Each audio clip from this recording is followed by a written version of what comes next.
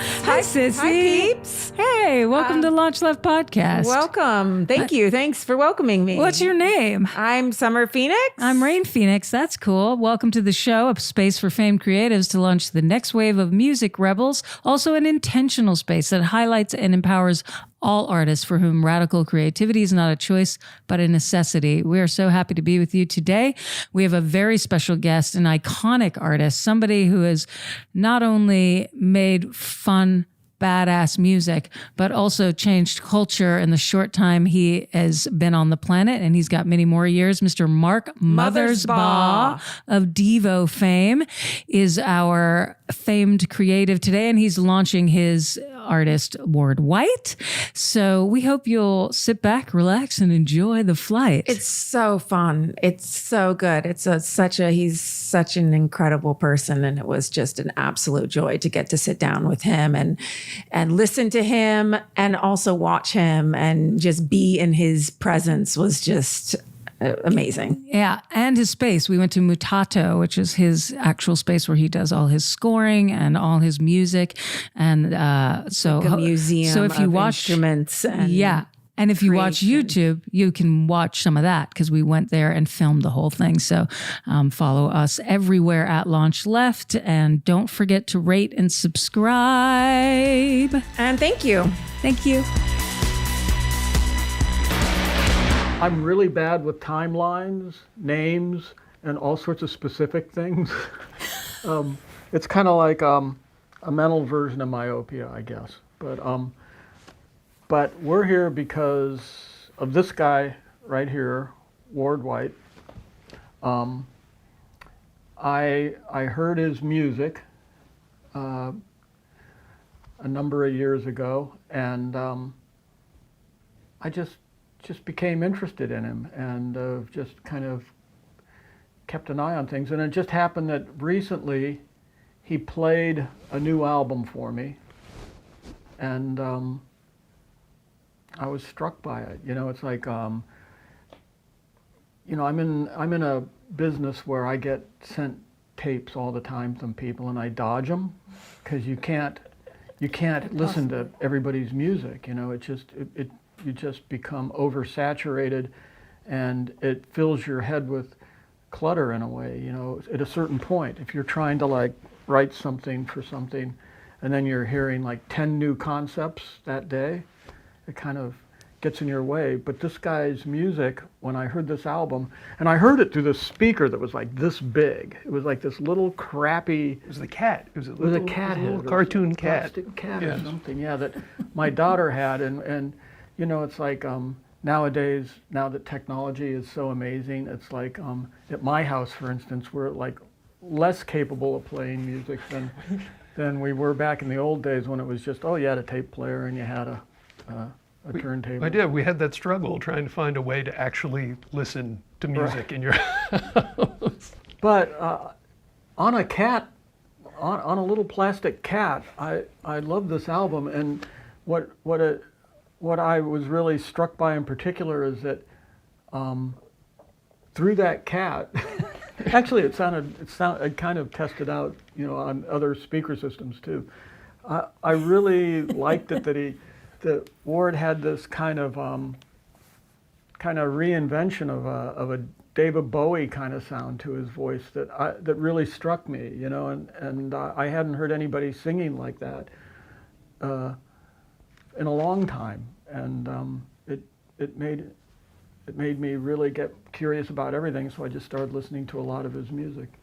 Right on. And Ward White, what is the name of that record that he's talking about? This record is called Diminish. Uh-huh. And that's now out, I want to say November.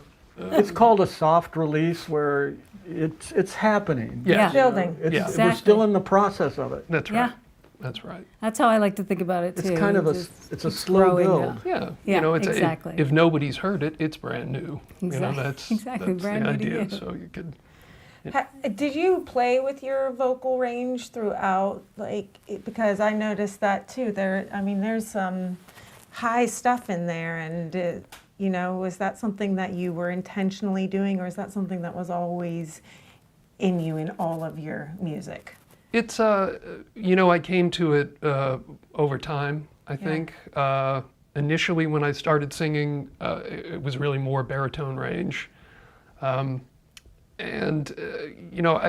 As I started making records and layering vocals, when you're doing harmonies with yourself, which is something that I've always loved to do, you push yourself to do all the parts. So as you get into higher and higher parts, I actually had a few people say to me, it's like, your singing's okay down here, but something about when you get up into this higher range, it just has a better feel to it. It just has something. And so sometimes you have to sing for a long time to really learn what your natural range is. I think just ultimately I'm a high tenor, and interestingly don't have much of a lower range. So as I sort of embraced that and realized, I guess I'll just keep going up and see what happens. It started to feel more comfortable to work up there, and I think it is the natural range for me. So it's not really. I don't really even think of it as falsetto so much because it's not pushed to that degree. And often I really don't have a very good falsetto at all. Usually baritones have the best real piercing falsetto. It's this almost like what they call flipping the voice, So it just feels natural to me. Which is funny because it's actually quite surprising when you hear it and really delightful. Oh, thank you. Seriously, and I agree. It was just like, what? Where did this come from? Because you don't start there, but you get there, and it's surprising. Yeah, it's. Thank you for that. I do enjoy being able to push that stuff, and I know sometimes it can be sometimes it's strange to folks. So hearing it doesn't quite match up with what they're expecting, but. The singers that I've always loved, had that ability to go to those stratospheric places sometimes. I mean, I love Bowie, obviously, but, Sparks records and, just ELO records with the layering of the vocals. It just seemed very natural to me to go to those high places, and I adore Roy Orbison, who was the master of getting from north to south in a minute and a half. So the next record's called Harmonizing with Myself. Harmonizing with Myself. Well, that's actually my self-help book. It's Harmonizing with Myself. Be on the cover like this. Do you play all the instruments, or do you have a band that plays with you? How did you make the record? I do all the vocals and play the guitars on it. On previous records, I've also played the bass. But I always work with drummers and keyboardists as well. So on this record, a drummer named Mark Stepro played with me, who's a fantastic musician who I met maybe 10 years ago in New York, and we did a record then. And he came to LA maybe 5 years ago, and I reconnected with him when we came out. And I said, hey, I don't know anybody here. I spent my whole life in New York. I want to make this record, you're on it, tell me who I should work with.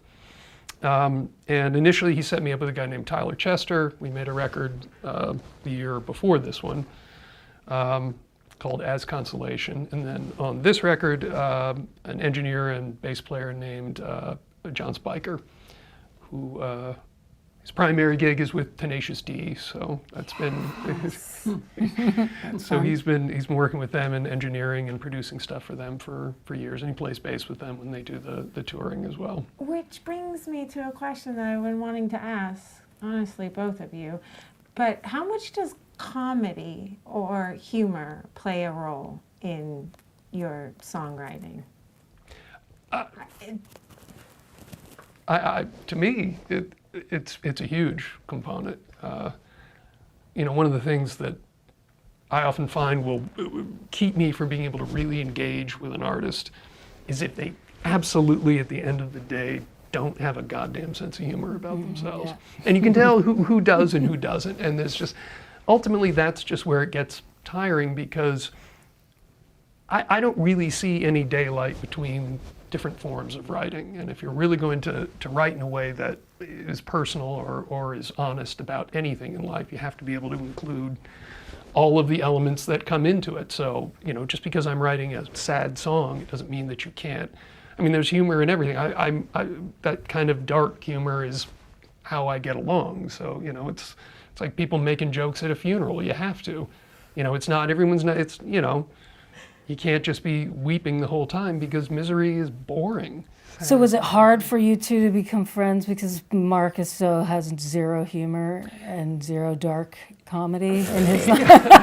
I do find, sometimes it's just over and it's like, all right, I'll try to dumb it down, Mark. Yeah, it's this guy, I really like him because he seems like a poet to me.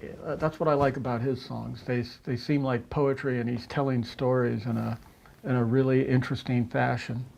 And yeah, he's got a good kind of self-deprecating sense of humor about him, just in his deliveries all the time, and I appreciate that from people.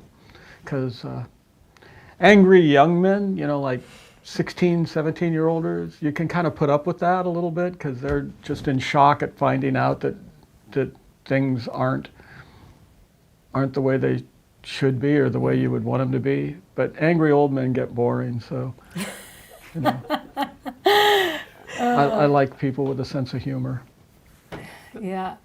You're not angry, but you're old. Yeah. Basically. Well, I applied. He's older than 17. I applied for the I was angry using young man job, 17 and they as said I just wasn't in the bracket. I didn't fly at all. So Okay. Yeah, I think the demarcation line is somewhere at 20. So So I've just made it. yeah, you just made it. Just made it. What does that say about us? He didn't say older women, so I think we're okay still. Maybe are we exempt? Well, you two are eternally youthful. I can tell already. I think Whoa, let's make sure to lucky zoom you in guys on have that. the right. Yeah. Zoom in on that camera. So that's one of the chapters right there. This chapter. Exactly. Eternally youthful. Yeah, exactly. So I know Bowie came up a few times, and I will. remember earlier today, before we were on camera, you were sharing with me a little story about Mark and Bowie early years. Yeah. Well, as I understand it, Devo were making the trek from Akron to play Max's Kansas City fairly regularly, which was, it was upstairs at Max's, right? Was the room.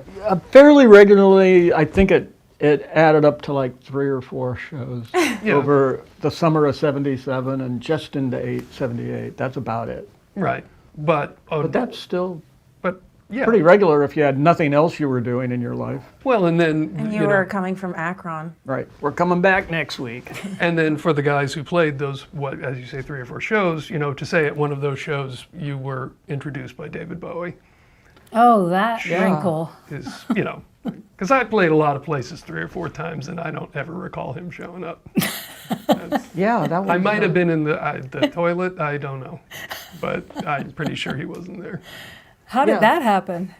Well, we played in summer of '77 at Max's Kansas City, and we didn't think we were a rock band, to be honest with you. That was not our intention. We thought we were agitprop. We thought we were an art movement. We were Art Devo. That's what we wanted to be.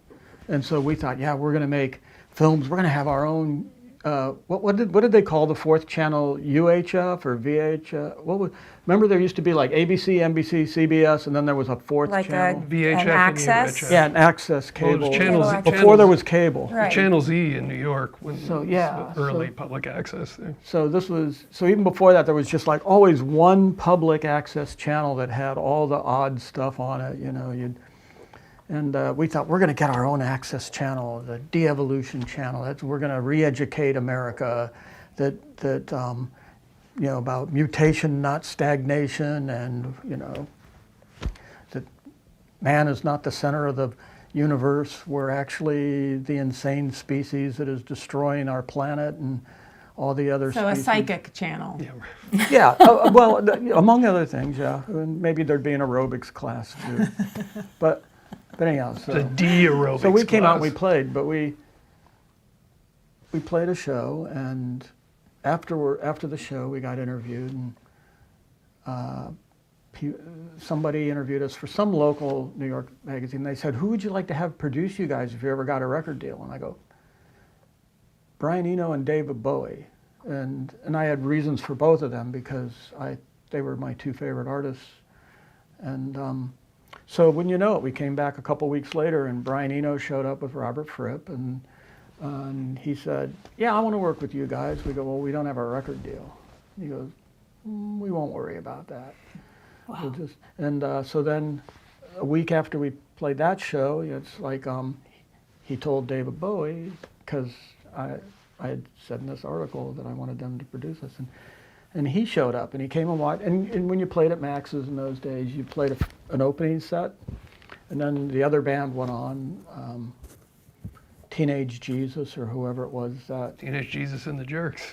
Yeah, they probably were on that night, the other band, or what was the two-guy band, Marty? Suicide? Suicide, yeah, or else it was Suicide. You know, one of those bands would be the band that we'd swap off with. And then after our first set, David Bowie came backstage and he said, "Hey, I heard you guys wanted me to work with you." And we said, "Yeah." And he said, "Well, let's go to Germany." No, he Sure. said, "Let's go to Japan." Yeah, He said, right. "Let's go to Japan." He said, "The only thing that could throw it off is I might get to be in this movie in Germany."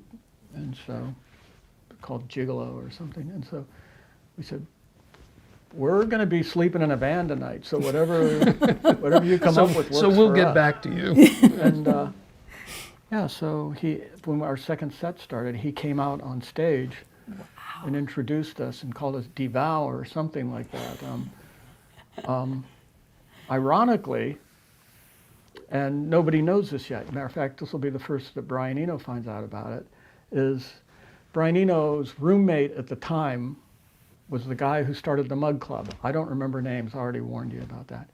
So this guy showed up the same night that David Bowie showed up, and you know, Max's has a stage about this tall, and they were sitting right there. They had two guys sitting there with 16 millimeter cameras, and they shot the show, parts of it, because they had like 4-minute reels of film or whatever a reel of 16 millimeter film was, and they shot these films and they'd be changing them. So between the two of them, they got like about 30 minutes of the show. But they do have David Bowie introducing the band, and somebody found all these rusted reels of film about 3 years ago in New Jersey at a garage sale. Some kid bought this whole stack of reels, and he's looking at them, and he's like, "This looks like Brian Eno doing something." And I haven't looked at the Brian Eno ones yet, but we're transferring them now. But we transferred the Devo ones, and we got like about 30 minutes worth of footage. And then we found an audio tape that matches up with it, so it has David Bowie doing the intro and stuff. So something will happen with that. I don't know what yet, but Yeah, maybe it'll be on LaunchLeft on this segment. that could be We it. could do You like could be 5 the- minutes of the, so You we guys could cut could, it in with this interview. premiere it. Seems legit, right? Dump most of my content anyway. Put that in there. That's better. I'd watch that. I have a question though about 2 sets, because that's so not the normal like rock band thing anymore, right? anymore, It's a jazz, like you hear about it in jazz more, that you did 2 sets of music, Devo. So you had like one set We and did then 2 shows, yeah. and other bands were between you. And did There you was another replay band, the yeah, same we saw. songs? Oh, I don't remember. I know we started both sets the same. I think. I can't remember. We did. You know, I've done thousands of shows. I can't remember. REM would exactly, do but that too. But we were known as the band. People would say, who saw the first or second show, they go, "Okay, so this Bantam, Ohio comes out. They put up a screen and they show a film of themselves playing songs. And then they take it down, and then they come out and play the songs." So that's what people were saying about us back in those days. I think repeating is a great thing, though, for an audience that may have either missed it or heard, and then you come back on and they're able to digest it.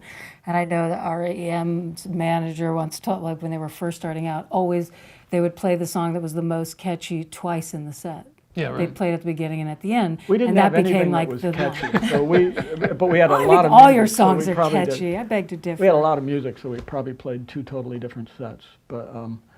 But that night, you know, him and Eno, they basically said, we said, well, we don't have a record deal. We can't do it. And they go, we'll pay for it. And they were our patrons and flew us to Germany and recorded a record with us. And that's how it started. And that's how it should be. And then I loved, but I got to say, it's like hearing Ward's latest album. It just made me think of David, because last year was a big year, you know, in the world of David Bowie anyhow. And that probably made me fonder for his music, even just that connection. And are you like an avid fan of Bowie? Oh yeah, yeah. He's, you know, my whole life, you know, bordering on obsession. Mm-hmm. He was certainly, you know, everybody brings something to the table as an artist, but if you pick somebody to be sort of the gold standard, it was always Bowie for me. 12 string, do you play? Yeah. Play all the strings. Right. How many strings you got? I'll play the strings. Heartstrings, do you play? Oh yes, yeah. But not with the 12 string though. It's too hard to hold down. But yeah, he's always kind of been it for me. And sadly, I never met him. But my only encounter with Bowie was he was living in the same building with Ian Schrager, who lived on the top floor. Bowie had the floor underneath him, and then underneath him was a guy named Steve Paul, who passed away a couple of years ago. But Steve Paul had a club called The Scene in the 60s that was like the scene, the hip scene. That's where everybody went. And he ended up, he was a manager as well. He managed Tim Buckley for a while, and Johnny and Edgar Winter, and different people through the 70s. But he had his hands in a lot of stuff. But he had this loft floor underneath. So through various circumstances, I was invited to go have dinner at his house with some other friends. And when I showed up, he came in street level past the doorman there, and then you walked to the lobby to get to the elevator bank, and then to the left were the mailboxes. And there were only 4 mailboxes in this little alcove. And my hand to God, as I come up to this elevator and I look over in the mail alcove, and there's Bowie, like trying to pry his junk mail out of one of those little New York mail where they had crammed these Valpak coupons and this and the Crate and Barrel catalog. He says, resident.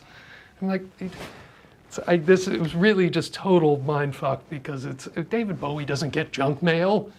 He does. He doesn't clown getting his mail, and then he walks to the elevator, and I'm standing there, and the doors open, and we both get in, and I don't even look at him, and I'm thinking, just like interior monologues, don't say anything, don't say anything, don't say anything. And I just know next to me, him looking straight down was, please don't say anything, please don't say anything.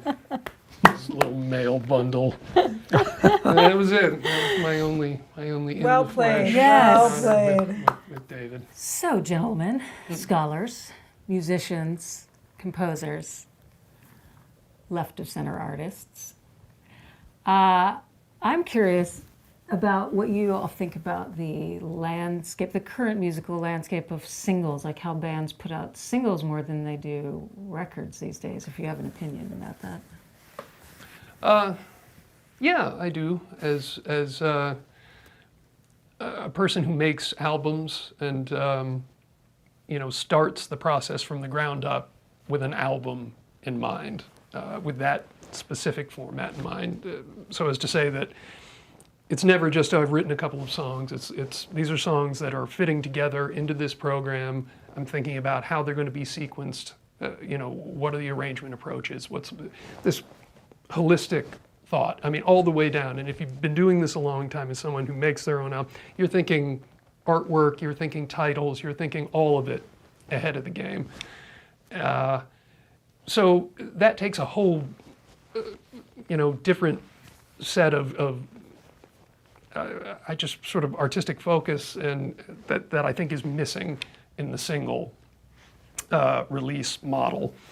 And certainly it's valid. I mean, that's where we were before the long player. It was all singles, but that was really just a matter of expediency, because, rock and roll and pop music at the time was considered, pretty disposable. So the idea that you could go into the studio, you go in with Shel Talmy, And you'd make a single in 2 hours, and it was out in the shops at the end of the week. You know, it was just easy, it was quick, it was throwaway, and you could do it, and that was great. You know, and but you know, when the album came to be, if that's really where you're working, you think about it in different ways, and you can think more cinematically, you can think novelistically. You know, you can stretch that as far as you want. So to see that kind of falling away, hurts me. You know, I adored albums. I fetishized albums as a kid. You know, just even the physical, the vinyl gatefolds that you could open. It was a whole experience. There were lyrics. There were credits. And if you're a person who does this, that was a real education there. You started to learn all these names and what they did. You might not have known what it meant. You know, I didn't know who the mastering engineer was, but I would see the name, and then I'd want to go find out who that was. I mean, and to this day, I can tell you everyone who played everything on every record I've ever heard. It's just, it's the way you start to catalog all this. So in many ways, I think the death knell for the album was the shuffle feature in iTunes and with iPods. I think that was the beginning of it all going to hell. Because if you're a person who makes records, you put effort into sequencing. Yeah. Sequencing is huge. Just like the editing of a movie. You know, these people live and die for this, and to just have someone put it on and then it comes in with like the ballad that's halfway through side 2. It's like, no, you can't start from there. You know, you're not going to learn anything. That's an arc. I've made an arc. So it's just it's tough. And so as people have become more attuned to listening for singles, the attention span has really dropped as well. And of course, that's endemic, you know, to this, you know, screen mindset. You know, no one has time for anything anymore. But even people who are making albums, like I'll go through and look at, you know, the best of lists this year, and of course, I find it, I'm actually at the point now where not only do I not recognize the artist, half the time I don't recognize the genre, but then you look, and I'm seeing that running lengths on some of these albums are down to like 29 minutes. I'm like, wait a minute, that would have been an EP 5 years ago. You know, I mean, nothing, short records are great. You know, 32 minutes I still think is ideal. All the first 3 Randy Newman albums, all under 30 minutes, like 28 and a half, 29 minutes. And some of the great albums are there. Same Elvis Costello, first 3 albums, 30, 31 minutes. It's ideal because then you hit it, it's the end, it's like, I got to hear it again. Boom. Yeah. You do it. Anyway, I'm not sure where we started with this. Well, how do you, I mean, once something becomes lost, it allows for it to be rediscovered, right? So do you think that maybe, I mean, there's been such an influx of like vintage being and it's, you know, of the time right now that maybe that is becoming a lost art and phasing out. But it leaves room for not only rediscovery, but also innovation and change and... Sure. I mean, it's got to happen. Everything is going to run through its course with how people consume. So we'll say media, you know, because if I call it art, it will sound pretentious. But I mean, it is an art, and I think yes, there has been a resurgence in vinyl, but unfortunately, to me, a lot of that feels pretty disingenuous because I think that people are really focusing on just the actual plastic media. And I like having this. It's like, you know. It's like wearing suspenders around, like you don't know what a belt is. It's like, but it's not about, what does this format represent to the art, that we can use the amount of time allotted here to set up a whole series of dramatic peaks and valleys if we care to do that. To tell a bigger story. Tell a bigger story. And then if you are fairly prolific, which I have been, I've essentially endeavored to put a record out every year and a half for the last, how many years. And as you do that, then that becomes the larger story. So that, no particular album tells it all. It's just, I look at them as chapters. And that way, I don't get precious about them. It's like every record I'm making is the one after the last one and before the next one. It's going to keep going. And I've always admired artists who could do that. People like Neil Young or Lou Reed, who were just like speed demons cranking stuff out. And it gets hard to even keep up with it. But what it does allow you to do is it keeps the music safe from fashion. It keeps it safe from fad. often is a bulwark against the music getting trapped in a lot of the trappings of production of a particular era. Like if you make a record in '85 and you don't make another one until '92, you heard the differences in what was happening there. They go back to those '80s records, oh my God, what were we thinking with this? So if the art moves too fast, if it's just put it out, put it out, put it out, put it out, you can look at it on a longer timeline. And then it just becomes like this shambling story. It's just like that, which is all that your life as an artist is anyway. You know, that way you're not one guy who wears one outfit and does one thing. It's just a part of every day. It's like eating cereal in the morning. Yeah, I like that. So I feel like there's less opportunity for people to express themselves that way, because obviously there's very little in the way of financial support for artist development. I mean, that all went out the window a long time ago. And it's a shame because, as we know, all of the really the pillars of the music industry, all of the legacy artists that built the financial behemoth came out of a system that was built on artist development. I mean, we all know these artists who didn't have a hit until 3 albums in. Bruce Springsteen didn't do anything until 3 albums in. You know, he was out opening for Chicago for 3 albums, thinking that I got to get out of this because it's a drag and nobody's listening. And then Kid Leo starts playing Born to Run. And that was the other thing. You had regional radio that actually broke artists because they weren't all, you know, corporate-owned stations. DJs could pick what they wanted to play. I think it's that time again, in a sense, and much like what Mark was speaking about earlier about Bowie and Eno saying, well, we'll just produce your record. We don't care. You don't have a label. There was no deal. Yeah. We'll do that, and it's time for that sort of patron of the arts to rise up, and other, you know, iconic artists to tip their hat to, and that's what LaunchLeft is about. Is like, hey, this is such a sea of music and art out there. Like, how do we skim the top and find what's really happening without the help of the people we trust? And like, just like we all think, oh, Brian Eno, David Bowie. Like Mark now has that platform, you know, and that's like he's chosen you. So to me, that's like what now could be like. There's all these changes happening, but the more that iconic and big artists who have a bigger microphone use that to tip their hat and say, hey, world, check out this artist, the closer we are to getting back to that kind of development. Because people listen to those who have had success, right? And to those with whom they respect. And so I think it's super important in this climate in music that's what we're pointing at more, and allowing artists to have that freedom to work and do their craft and not have to wait tables and, you know, to have a development deal, so to speak. And that happens just by becoming more by people knowing you exist. Then people can get your records, and then they want to go to your show, and then so it's really like, as hard as it is, with the help of a few like well-known artists, I feel like a lot of people's careers could get that launch, you know?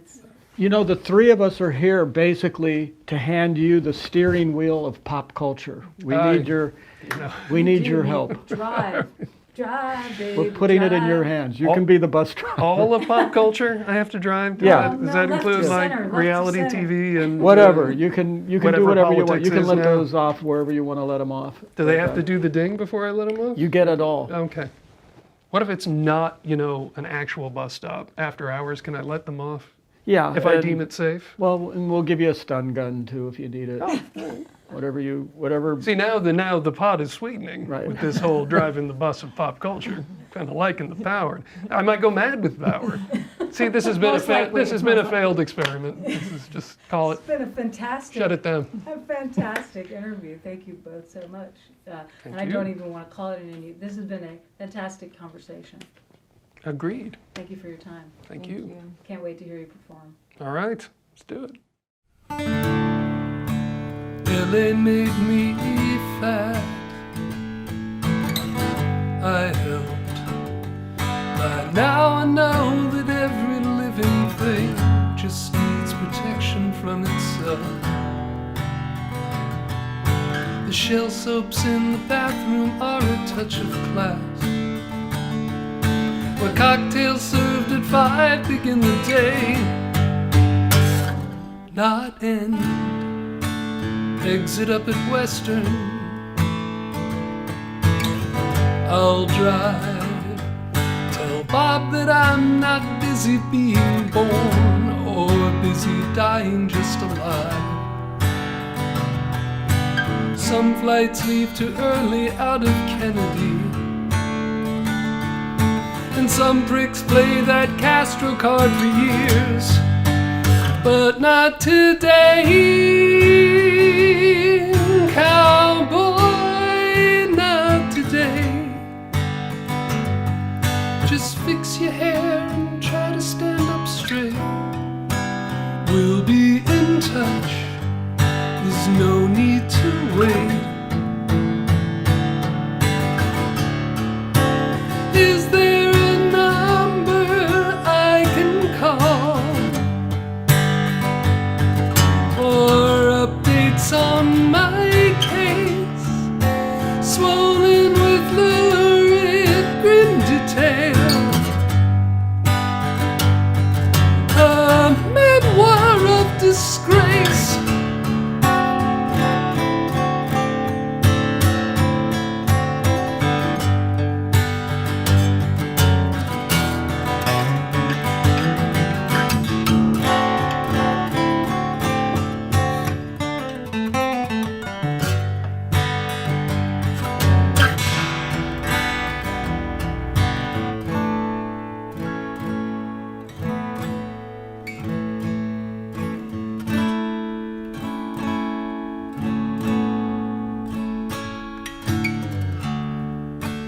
Jonah, let me help you,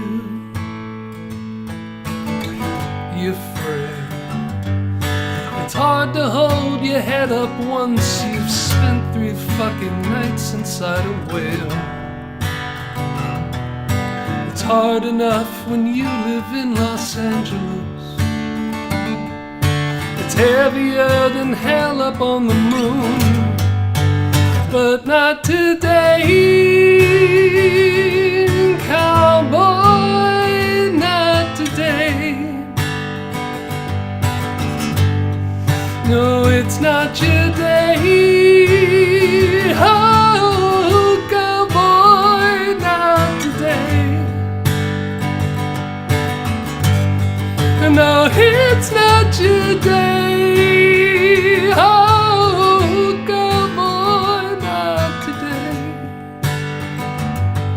Just fix your hair and try to stand up straight now. We'll be in touch, there's no need to wait. Yes, we'll be in touch, there's no need to wait. There's no need to wait. There's no need.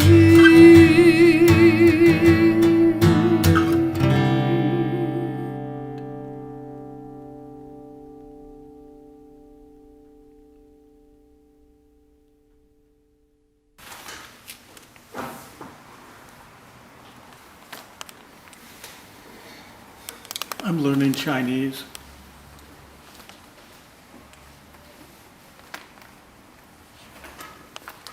Incredible. You're learning Chinese? It must not be easy.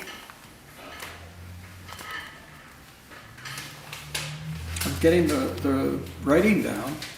Yeah, it's beautiful actually.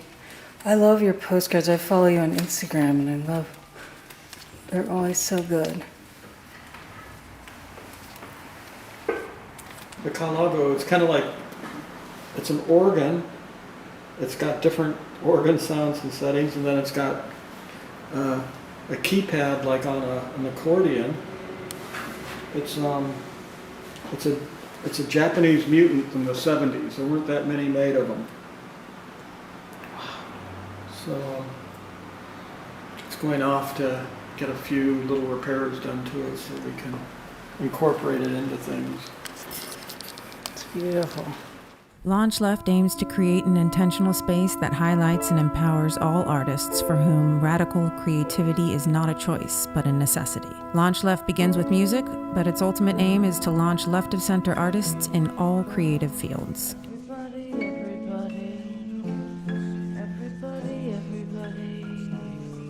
Everybody